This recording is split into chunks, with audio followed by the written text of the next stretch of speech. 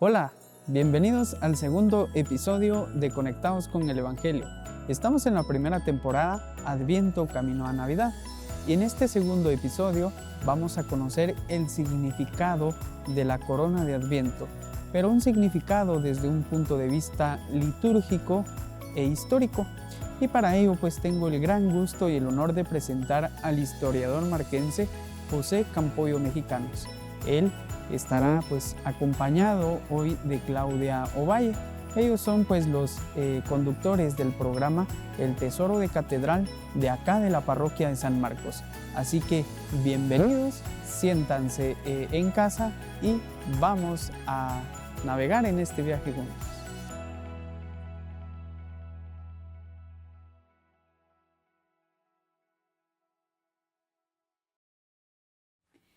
Bienvenidos a Conectados con el Evangelio, un espacio que fue realizado para la conexión y la reflexión.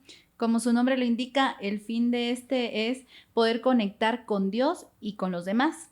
Estamos en la primera temporada, la cual lleva por nombre Adviento Camino para Navidad, y este es el episodio número 2. En esta ocasión tenemos de invitado, y para mí es un placer poder presentar a José Campoyo, historiador marquense.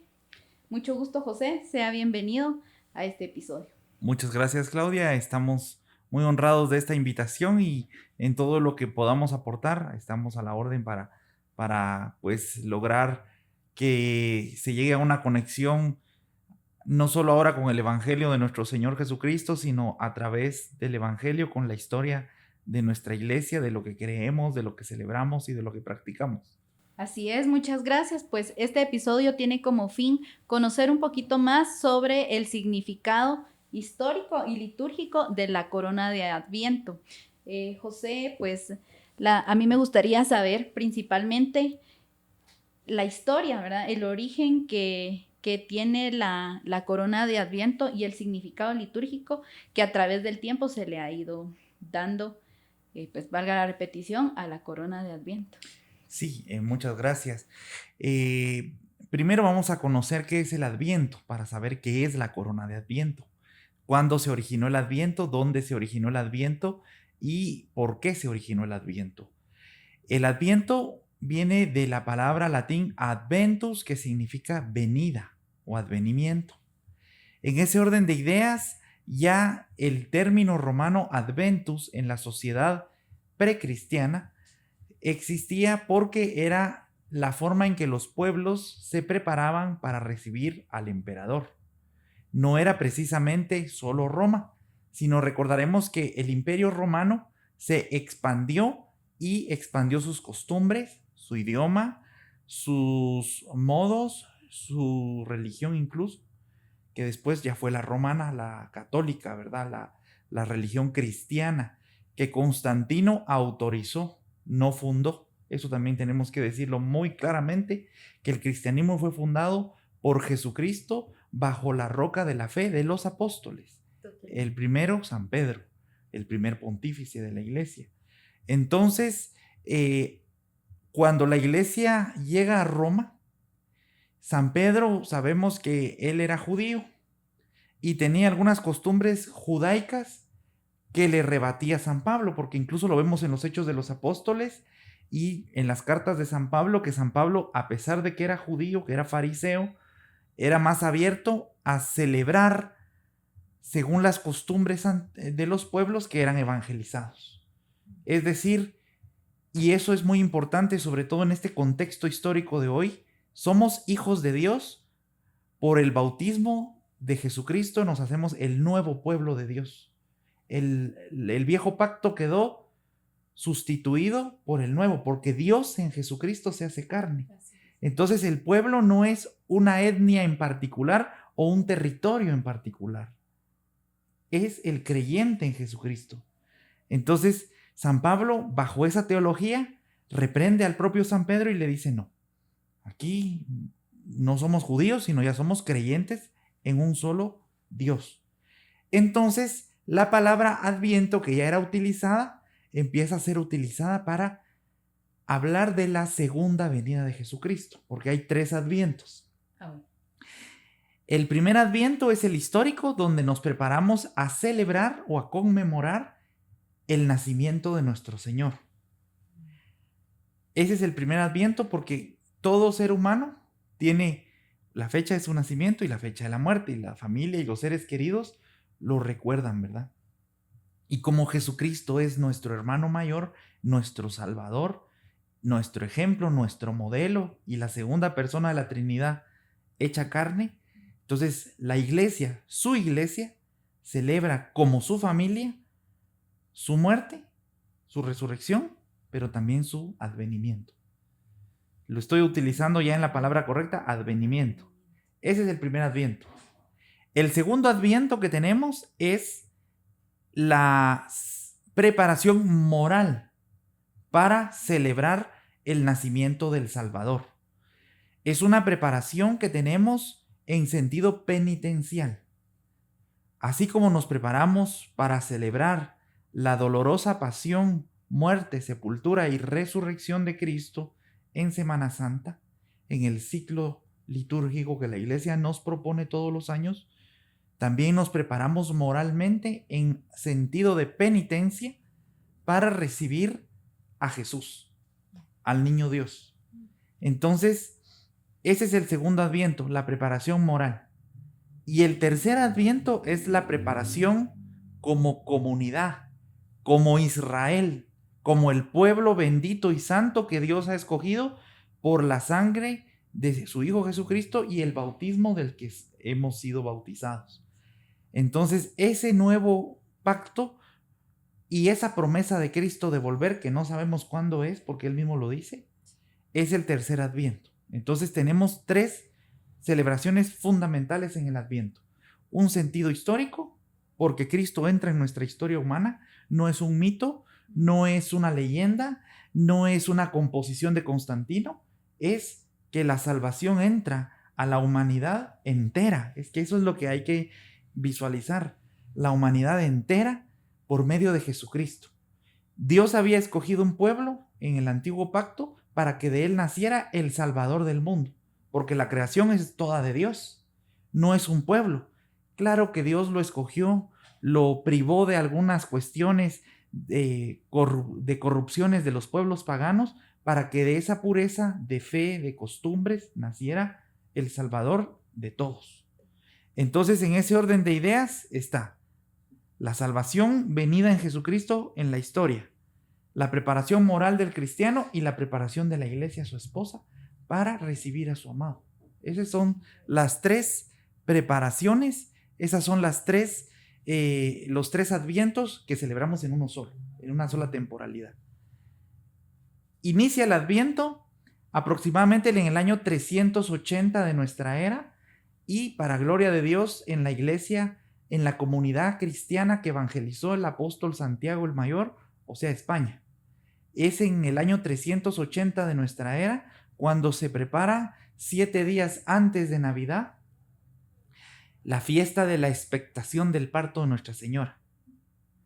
Entonces es a la vez la primera fiesta mariana que se celebra en la comunidad católica latina, porque la griega ya celebraba algunas otras, y es la primera referencia histórica del Adviento. El Adviento, la venida de Jesucristo en sentido preparatorio, la expectación del parto de Nuestra Señora.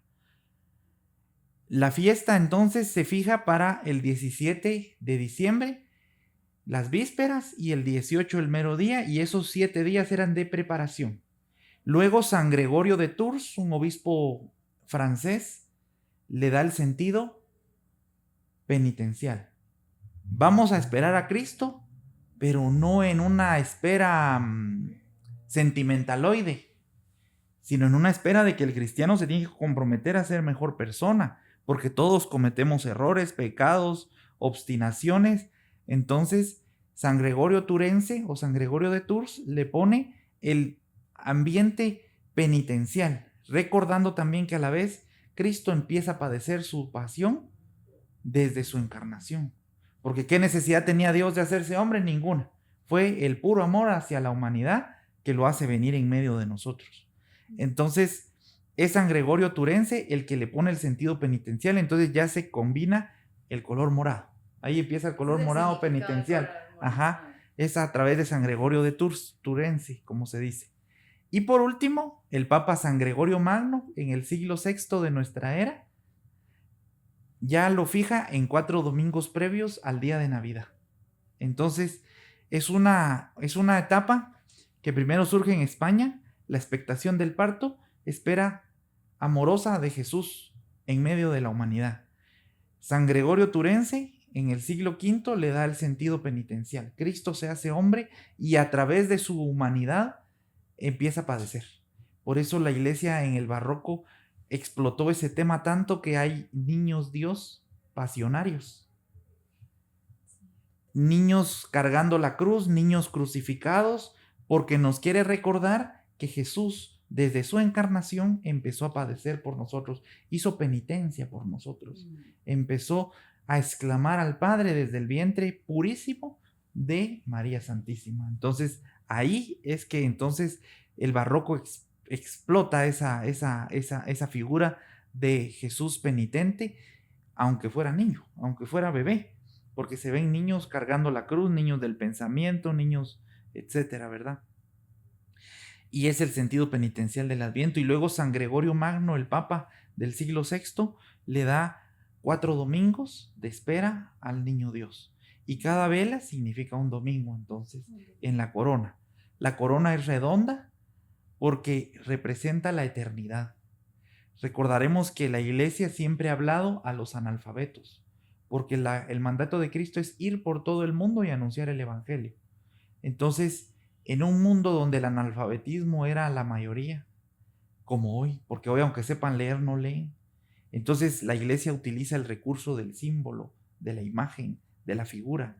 Entonces, así como tenemos el cirio pascual como símbolo de la luz de la resurrección del Salvador, tenemos la corona de Adviento como símbolo de que somos luz al transformarnos a Jesús. Cristo es la luz del mundo y a través de su luz nos hacemos luz nosotros. No porque brillemos por nuestra cuenta, porque por nuestra cuenta solo habría pecado, sino es a través de la luz de Cristo que nosotros primero nos iluminamos y nos hacemos iluminadores. Entonces, el Adviento es una corona porque representa la eternidad. Es verde que representa la esperanza.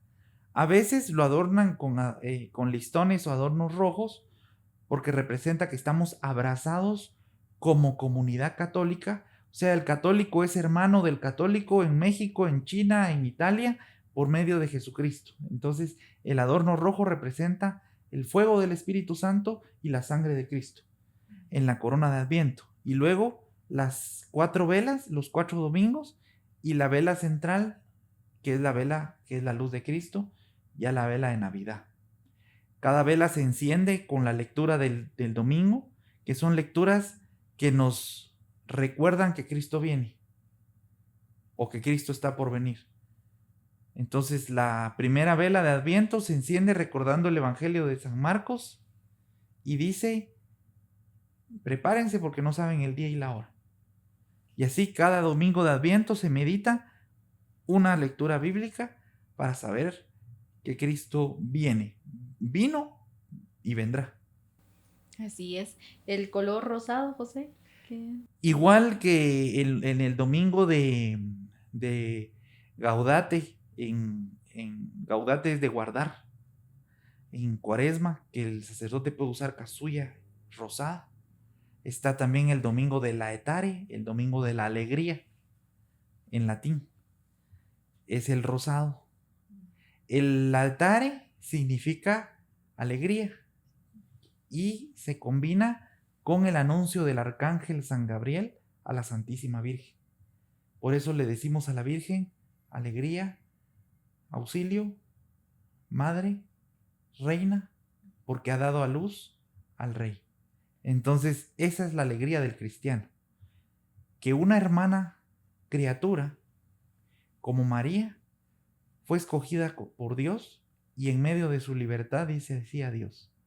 Entonces, la vela rosa significa el tercer domingo de Adviento, que ya estamos casi cerca de Navidad, y en el tiempo de Cuaresma, el rosado la prefiguración o preanuncio de la resurrección. Otra alegría más para el mundo. Las dos venidas históricas de Cristo, primero en carne y después en gloria, y después en la eternidad, para llevarnos consigo si nos hemos portado bien, ¿verdad? Porque esa es también la condición. Entonces, en ese sentido, tenemos 2 domingos rosas. Uno en Adviento, que nos indica una breve, como un paréntesis en medio de la penitencia morada. Igual en Cuaresma, otro paréntesis en medio de la penitencia morada. El rosa es alegría. Entonces, en Adviento es la alegría de la proximidad del nacimiento del Salvador, y en Cuaresma la alegría de la proximidad de la resurrección. Qué bonito, qué bonito. Entonces reflexionamos que la luz de la corona de Adviento va reflejada con la esperanza que tenemos de que va a regresar la preparación. José, ¿cómo podríamos, como católicos, como fieles creyentes de nuestro Señor Jesucristo, aunar la corona de Adviento, esta tradición, con la familia y con la comunidad?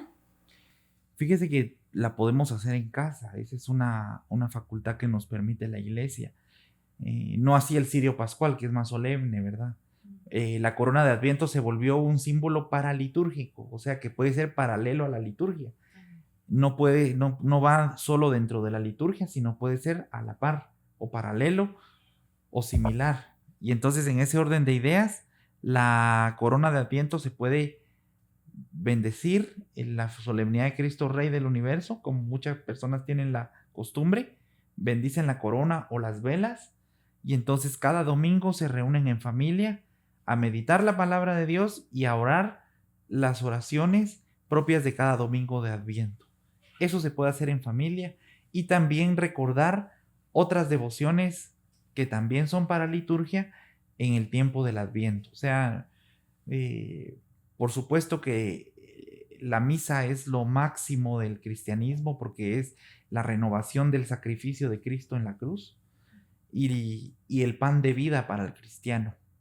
Pero tenemos devociones que practicar en casa. Podemos la corona de Adviento, y tenemos otras muchas devociones que practicar para diciembre, pues antes de Navidad podemos también meditar dentro de este contexto de Adviento la Inmaculada Concepción de María, nuestra patrona acá en San Marcos, que es María limpia y pura de pecado desde el primer instante de su ser.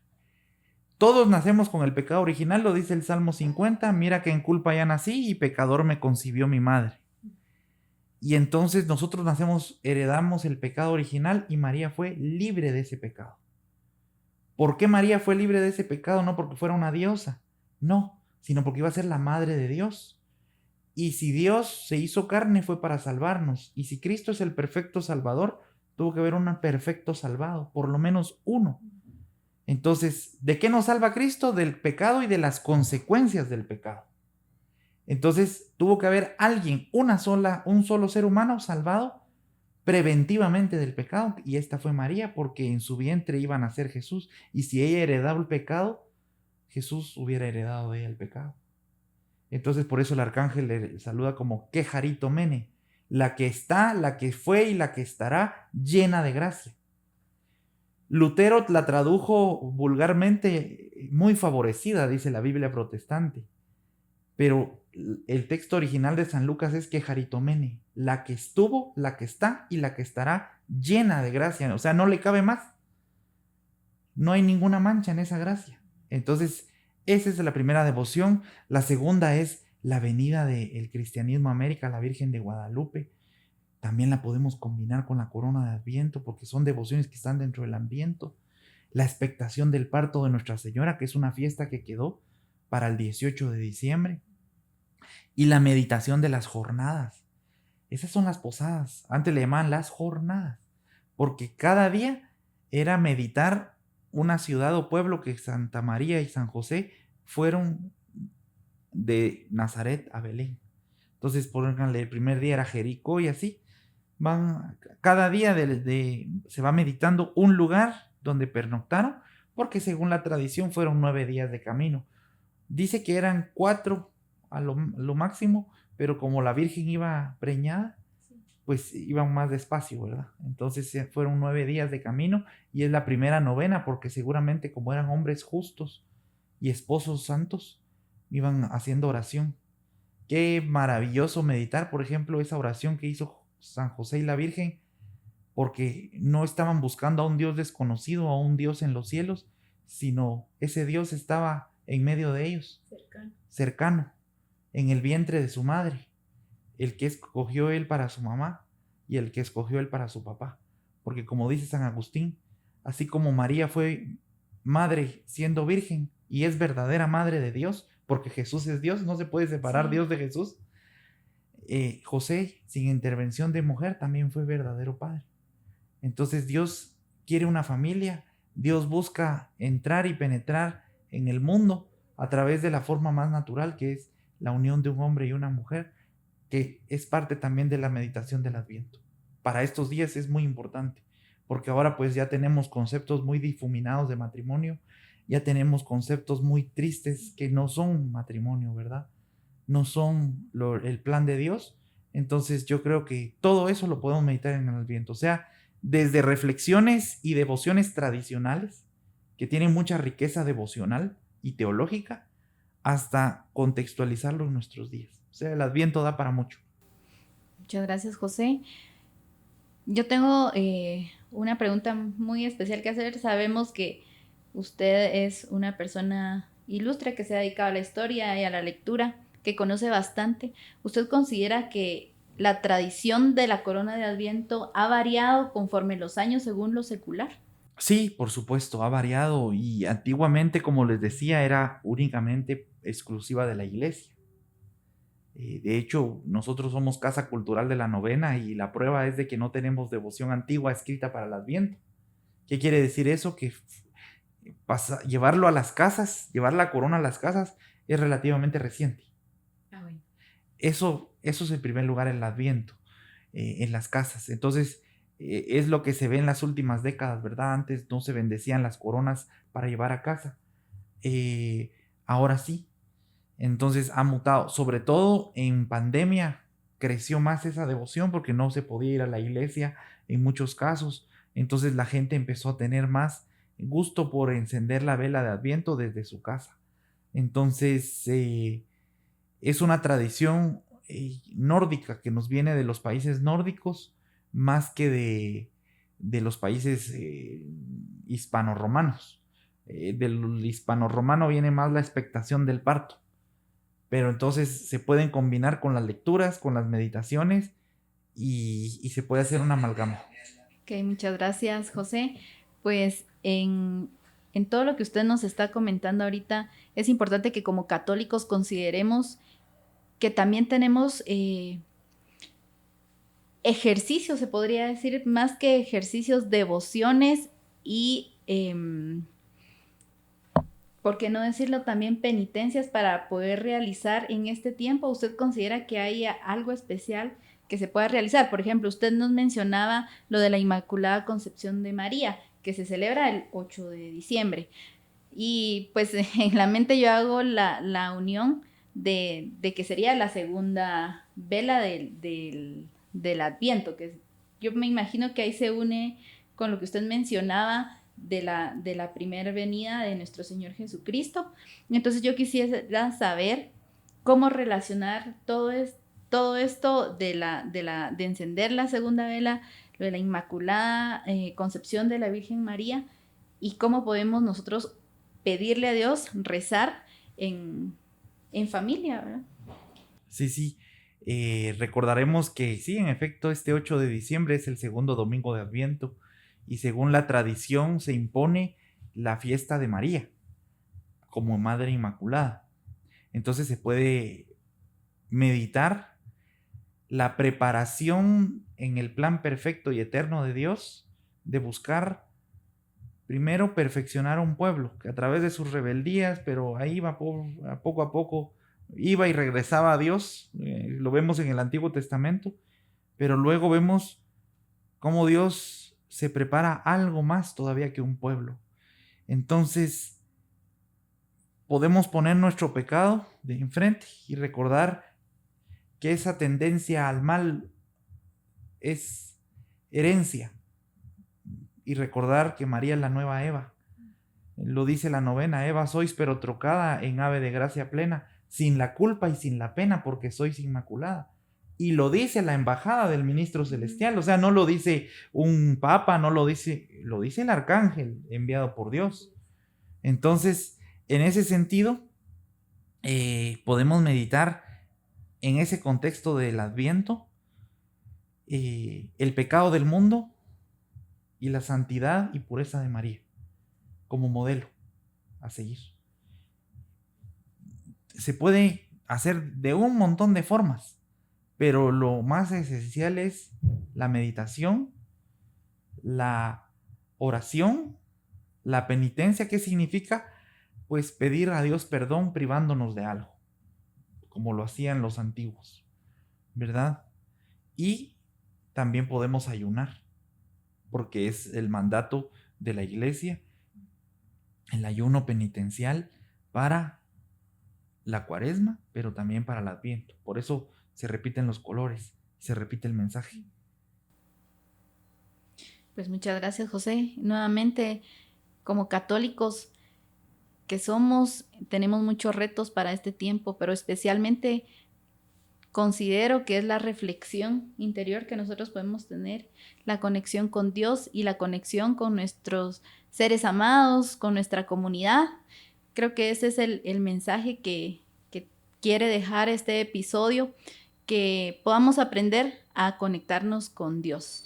Y a conectarnos con el tiempo que la Iglesia nos propone, ¿verdad? Porque para eso nos propone los tiempos con colores, con formas, con oraciones, o más que formas, fórmulas.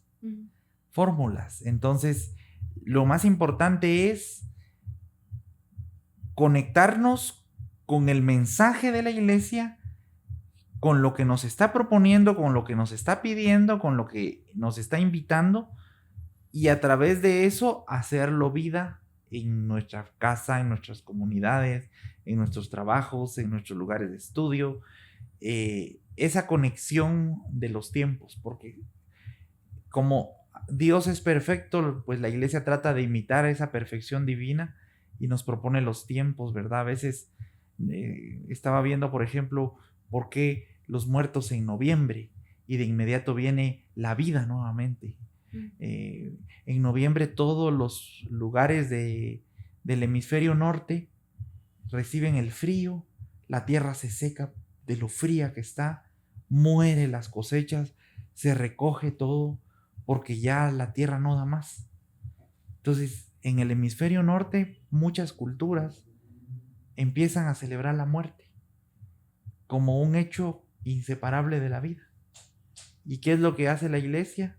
Nos propone el mes de noviembre para la oración por los difuntos, pero siempre, siempre, siempre nada queda en muerte, porque viene la vida. Es un ciclo maravilloso que Dios nos regala en el año y que la Iglesia lo va acoplando con diferentes fiestas, con diferentes llamados, con diferentes liturgias, con diferentes colores. Entonces, en ese sentido es tan bonito porque las antiguas religiones del hemisferio norte celebraban también el vencimiento del sol, el sol invicto. Volvía a vencer el sol a las tinieblas, ya cuando habían más minutitos de luz que de oscuridad, porque ahorita está oscureciendo bien temprano, ¿verdad? Entonces, a partir del 21 de diciembre, el sol vuelve a ganar carrera sobre las tinieblas. Entonces, viene la Navidad, viene el nacimiento del sol de justicia, que es Jesucristo. Eso es inculturación del Evangelio, pero también significa estar conectados con el tiempo, con la sociedad, con el pensamiento, y a veces por eso es que si no leemos, si no nos preparamos, si no aprendemos por qué el origen de tal fiesta, de tal celebración o de tal tiempo litúrgico, entonces estamos desconectados y no sabemos por qué. Okay, muchas gracias, José. Pues nos queda agradecer a todos los que nos han visto pues en este espacio. Pues esperamos que sea de su agrado. Este episodio pues lleva como fin poder aprender un poquito más sobre el tema del Adviento, para que lo podamos vivir de manera personal, con Dios, de manera íntima, de manera familiar, de manera comunal también. Y como lo dijo José, también dentro de nuestra iglesia, que es importante que podamos asistir un poquito más, que lo vivamos, que vivamos nuestras tradiciones de manera especial, conectados con Dios. Muchas gracias, José. Así es, Claudia. También quiero pues llamar a ya como último mensaje, ¿verdad? El Adviento siempre va a ser el despojarnos del mal, y hay otros símbolos tradicionales, no solo la paraliturgia o la propia liturgia por medio de las lecturas bíblicas. Tenemos también la quema del diablo dentro del Adviento. Quemar lo malo, erradicar lo sucio, erradicar lo tenebroso. En vísperas a la concepción de María, por ejemplo. Entonces, todos estos símbolos se unen al Adviento de manera más popular, pero siempre con el mismo trasfondo: la luz que vence a las tinieblas, el fuego que transforma lo malo en bueno. Muchas gracias, José. Pues esperamos que haya sido de su agrado y nos puedan sintonizar en el próximo episodio. Pues muchas gracias a ustedes por la invitación. Muy contento y complacido de que estuvieran acá en esta Casa Cultural de la Novena. Nosotros tenemos una casa cultural, le hemos llamado así porque no podemos separar nuestro día a día, que es la cultura. La cultura es el quehacer humano, por medio de tradiciones, por medio de costumbres, por medio de devociones. Entonces, si usted pues quiere practicar alguna devoción tradicional, en especial en este tiempo de Adviento, la expectación del parto, la Virgen de Guadalupe, las jornadas o posadas, la Inmaculada Concepción, acérquese a nosotros, porque con mucho gusto nosotros le ofrecemos ese material. Y lo más importante es que no solo está arraigado en nuestra cultura, sino que es material desde hace varias décadas y varios incluso siglos, con la debida licencia o aprobación eclesiástica. Porque antes pues todo tenía que pasar por un proceso de censura para poder publicarse, valga la redundancia, al pueblo. Porque el pueblo tenía que recibir una doctrina sana, no porque estuvieran censurando el libre pensamiento, como muchos han mal creído. Se está tratando de dar un mensaje puro, un mensaje correcto, un mensaje recto, porque si lo dejaríamos a la libre interpretación, cada quien tendría su grupo, cada quien tendría su pensamiento, y entonces ya no fuéramos la iglesia que Cristo pidió al Padre, que fuéramos uno, como Él y el Padre eran uno. Así es, muchas gracias, José. Pues nuevamente, muchísimas gracias por habernos sintonizado en este episodio.